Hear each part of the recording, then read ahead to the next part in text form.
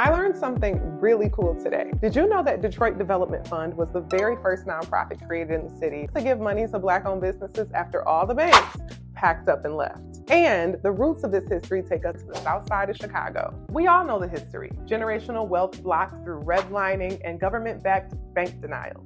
See, the banks, they never wanted to bet on our vision. But that all changed when four revolutionaries came along: Mary Houghton, Ron Grzewinski, Milton Davis, and James Fletcher. They didn't wait for the banks to catch up. They knew what kind of potential existed on the South Side. Despite the fact that their mission was rooted in giving money to people that not a single bank in America wanted to trust, they were able to pull together millions of dollars from private investors to build a bank in one of the most struggling neighborhoods on the South Side of Chicago. And guess what? They outperformed the big banks. Lower default rates, higher repayment rates. The industry was astounded. Even Bill Clinton had to stop and pay attention, eventually dubbing Shore Bank one of the most important banks in America. Now let's bring it back to Detroit, because when they decided to take that model beyond Chicago, Detroit was the first stop. They touched down in the late 90s as Shore Bank Enterprise Detroit, and today we know them as Detroit Development Fund.